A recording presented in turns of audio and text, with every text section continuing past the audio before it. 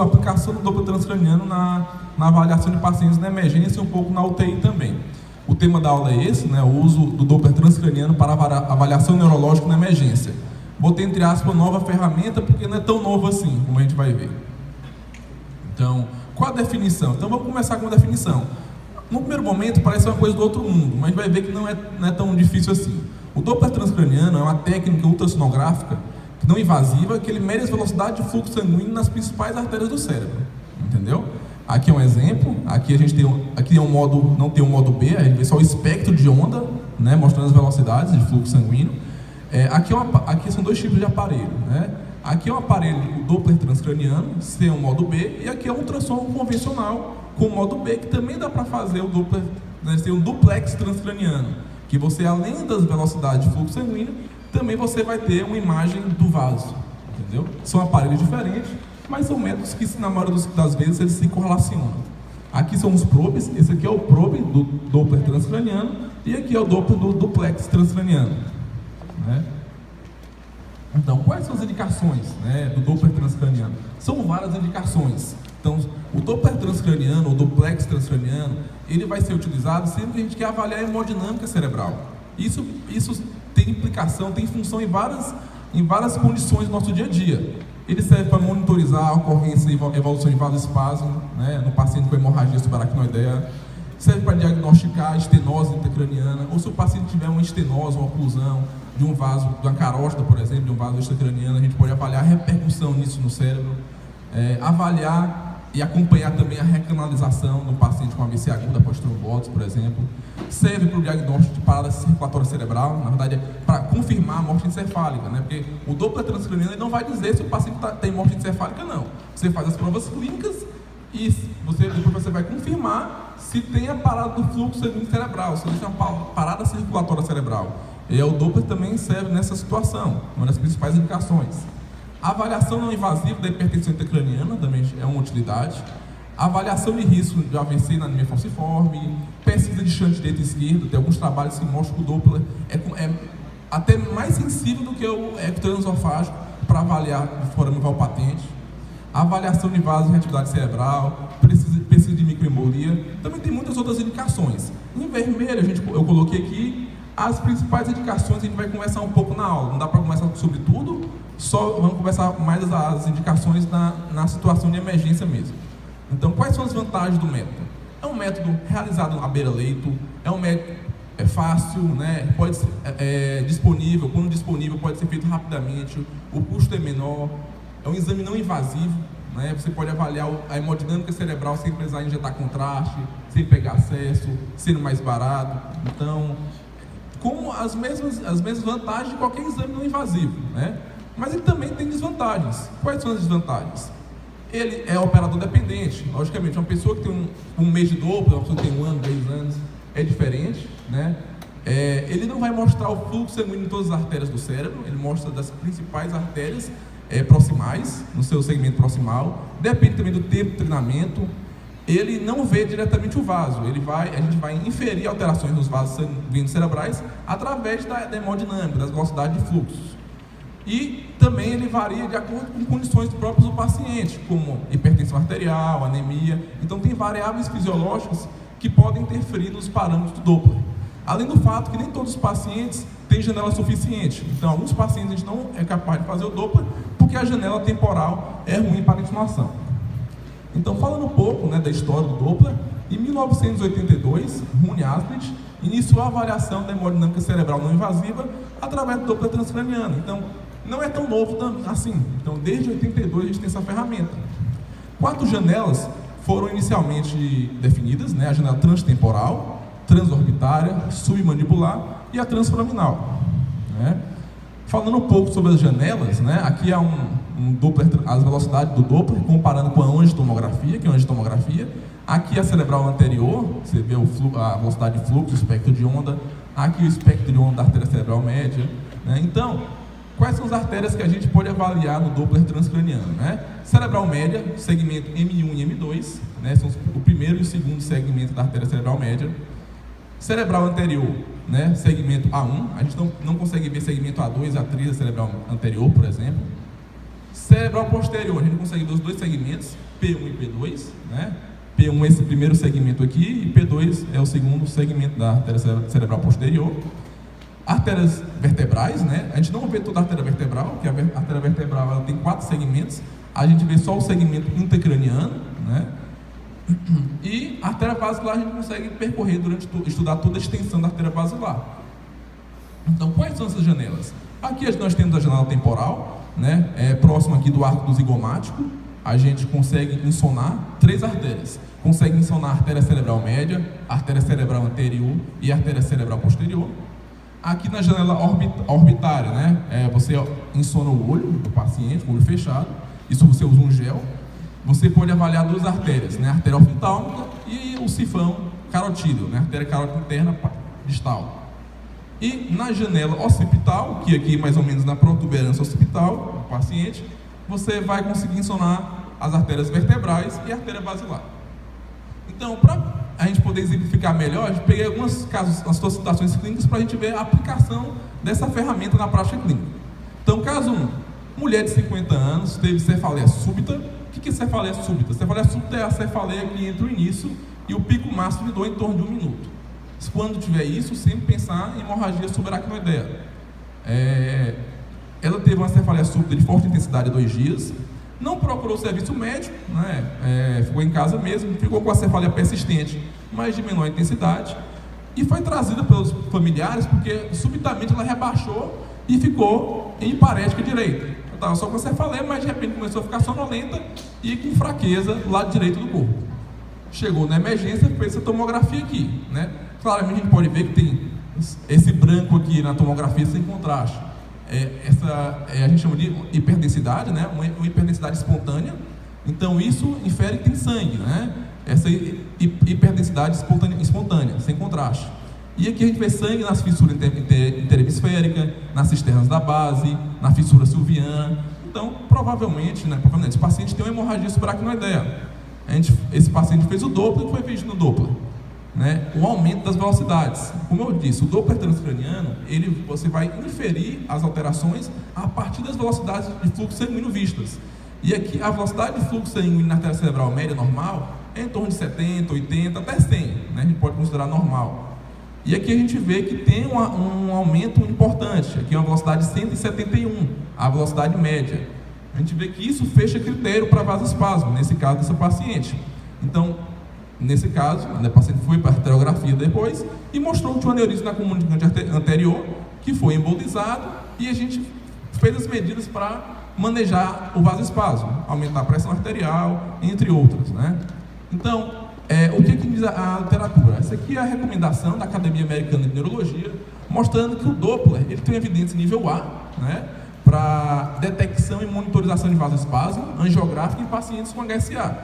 O padrão ouro, sem dúvida nenhuma, é angiografia, mas a gente não vai fazer angiografia o tempo todo, um exame invasivo, com uso de contraste, para detectar vasoespasmo. Então a gente tem uma ferramenta beira-leito, que a gente pode usar a qualquer momento, pode ser feito diário, mais de uma vez por dia, né? Eu e o Marcelino, que foi residente lá, fomos juntos, ele é um pouco mais velho que eu, é 1 ano mais velho que eu, a gente fazia Doppler diário dos pacientes na UTI, para monitorizar. A gente detectava o vasoespasmo, aumentava a pressão, usava o milrinone, fazia as medidas necessárias e logo depois a gente acompanhava os parâmetros hemodinâmicos para ver se isso tinha benefício ou não, além da clínica, logicamente, que é o mais importante. Existem outros exames para detecção de vasoespasmo, angiorressonância, angiotomografia, mas até mais, que tem até uma sensibilidade maior, mas o Doppler, para monitorar, é uma ferramenta excelente. Então, o que é o vasoespasmo cerebral? Não sei se todo mundo aqui já ouviu falar disso, mas vasoespasmo cerebral é um estreitamento tardio de artérias cerebrais, né, localizadas na base do crânio, né? Artéria cerebral média, cerebral posterior, artérias vertebrais, basilar, cerebral anterior. Por quê? Ela tem vários mecanismos, a fisiopatologia é até incerta, né, mas um dos mecanismos propostos é que o sangue irrita o aparelho do vaso e tem uma liberação de várias substâncias químicas que causam um espasmo na artéria, né? Aqui uma artéria normal e aqui uma artéria vasoespástica. Então, qual é o racional do Doppler? Se você tem uma diminuição do calibre, o que acontece? A velocidade aumenta naquela região. E o Doppler vê isso, ela vê o aumento da velocidade desse fluxo sanguíneo naquela região, né? O Doppler, ela não tem uma sensibilidade 100%, logicamente, mas ela tem uma velocidade muito boa para a artéria cerebral média, né, principalmente, e tem uma boa especificidade, um bom valor preditivo positivo. Né? Aqui são os critérios, vocês não precisam saber quais são os critérios, mas o que eu queria mostrar, que para vasoespasmo a gente considera quando a velocidade está acima de 120, e sempre tem que comparar com a velocidade da carótida ipsilateral, para fazer a relação. Por quê? Porque a velocidade na cerebral média pode estar aumentada apenas por o aumento do fluxo na carótida. E além de você detectar o vasoespasmo, você ainda pode graduar. Né? Se você fizer essa relação, que a gente chama de índice de Lindegaard, que é a relação entre a velocidade na artéria cerebral média e da carótida interna, se tiver entre 3 e 4, um vasoespasmo leve. Entre 4 e 6, vasoespasmo moderado. E acima de 6, um vasoespasmo grave. Né? O Doppler, além de poder monitorizar vasoespasmo na hemorragia subaracnoide, a gente pode também monitorar o vasoespasmo em outras situações clínicas. Por exemplo, aqui a gente, uma publicação do nosso grupo, e a gente mostrou o que aqui? Era um paciente que usava varfarina, já tinha AVC, uma TVP por uma trombofilia, usava varfarina, e ela chegou com um AVC hemorrágico, na verdade, uma hemorragia subaracnoide, a gente pode ver aqui no cerebelo, principalmente devido à intoxicação por cumarino, que estava com INR de 6. Não é bem descrito o vasoespasmo por hemorragia subaracnoide após o uso de varfarina. A gente estava no UTI, eu monitorizei esse paciente e foi demonstrado um aumento das velocidades nas artérias vertebrais, com correlação com a angiorressonância, né? A gente fez o Doppler, tinha aumento de velocidade, foi para a angiorressonância, mostrou o estreitamento das vertebrais e basilar, e depois das medidas, essa paciente melhorou a velocidade, a angiorressonância normalizou, mas aí na ressonância mostrou que tinha uma isquemia cerebral tardia, né? Aquele vasoespasmo, apesar de ser tratado, ela gerou uma lesão isquêmica aqui, então a gente relatou. Outra condição pouco usual para vasoespasmo é essa. A gente tinha um paciente, num pós-operatório de craniofaringioma, né? E o que aconteceu? Após o pós-operatório, cerca de uma semana, ele começou a rebaixar. Não tinha nada hidroeletrolítico, nada metabólico, a tomo até inicialmente benigna, né, normal, o paciente não estava infectado, fez eletroencefalograma sem status não convulsivo, e a gente monitorizou através do Doppler, né, porque existem relatos de vasoespasmo após lesões na célula túrcica, né, após craniofaringioma, por exemplo. Alguns autores dizem que o craniofaringioma ele tem uma lesão, tem um conteúdo cístico no interior, que podem até, em alguns estudos, causar espasmo, né, em artérias de ratos, por exemplo, fez alguns estudos. Então a gente monitorizou esse paciente e realmente mostrou um vasoespasmo bilateral na artéria cerebral anterior, que depois a gente repetiu a tomografia e confirmou que o que havia causado rebaixamento de nível de consciência tinha sido um vasoespasmo realmente com a isquemia da artéria cerebral bilateral, né? Você pode ver aqui a hipodensidade aqui na topografia da artéria cerebral anterior bilateralmente. O segundo caso, um homem de 74 anos, em uso de AS clopidogrel, sofreu uma queda, chegou ao hospital com uma escala de Comer de Glasgow de 14, mas rapidamente rebaixou para 7. Foi feita a tomografia, sem contraste, tem essa área aqui de contusão frontal, essa área de hemorragia subaracnoide, mas aqui uma hemorragia subaracnoide traumática, né? E foi feito um duplex transcraniano, né? Aqui não foi o Doppler convencional, foi o duplex, que é através do ultrassom, com modo B, e mostrou o quê? Mostrou que o fluxo diastólico estava diminuído, né? O normal é você ter um pico sistólico e a diástole mais ou menos por aqui. E o índice de pulsatilidade estava aumentado. O que é esse índice de pulsatilidade, né? O índice de pulsatilidade é um parâmetro Doppler, né? Que ele avalia, na verdade, ele infere, quando está aumentado, que existe um aumento da resistência vascular distal. Então, situações que você tem aumento da pressão intracraniana, isso aumenta a resistência ao fluxo e cai a pressão diastólica. E quando cai a pressão diastólica, a gente vê através dessa fórmula, que é a fórmula do índice de pulsatilidade, se cair a velocidade diastólica, o índice aumenta. Então, o índice de pulsatilidade alto pode estar presente em várias situações. E, numa situação de hipertensão intracraniana, ele também está aumentado. Então, é uma forma não invasiva da gente avaliar a hipertensão intracraniana, né? Um autor até criou essa fórmula aqui, que ele faz uma correlação entre a pressão a pique e o índice de pulsatilidade. Com esse valor aqui, seria uma pressão em torno de 46, através dessa fórmula. Após as medidas iniciais, você vê que esse segundo espectro de onda, que a velocidade diastólica, que estava quase zero, voltou ao normal. E o índice de pulsatilidade, que estava de 4,65, caiu para 1,61. Então, é uma ferramenta muito útil à beira-leito, lógico. Não vai substituir a monitorização invasiva, né? Esse paciente tem sim indicação de colocar um catéter de pique, sem dúvida nenhuma. Mas, qual a utilidade do Doppler na avaliação da hipertensão intracraniana, né? O Doppler é capaz de estimar, sim, a pressão intracraniana e a pressão de perfusão cerebral, mas ele tem uma acuracia limitada. Existem alguns estudos contraditórios que mostram que nem sempre ele é eficaz e ele tem sim uma grande margem de erro, mas ele pode ser uma medida não invasiva útil, principalmente no nosso meio, onde muitas vezes a gente não tem um catéter de pique, né, ou outras ferramentas de monitorização cerebral. E o mais importante dele é o quê? É o valor preditivo positivo. Se ele tiver um alto índice de pulsatilidade, então provavelmente esse paciente sim vai ter um aumento da pressão intracraniana. Mas a gente tem que levar em conta o quê? Fatores como pressão arterial, nível de CO2, podem sim alterar os parâmetros hemodinâmicos. Então sempre tem que avaliar com os parâmetros clínicos do paciente. E muito mais importante do que o valor absoluto é a gente fazer o acompanhamento desse paciente. Porque o paciente tem condições que podem aumentar esse índice de pulsatilidade. Então, se o paciente chegou, tem um índice muito alto, então provavelmente tem hipertensão intracraniana. Eu faço um Doppler no dia seguinte, depois das medidas e baixou, muito mais do que o valor absoluto, porque não existe uma correlação clara entre o dado do Doppler é esse valor e a pressão é essa. Isso não é muito claro na literatura, mas se a gente acompanhar de forma seriada, pode ser um parâmetro sim útil, junto com outros, como até foi dito por outro palestrante, como a bainha, a ultrassom da bainha nível óbvio, que também é um método, uma ferramenta muito eficaz para avaliar de forma não invasiva a pressão intracraniana, mas também não é muito boa para a monitorização sequencial.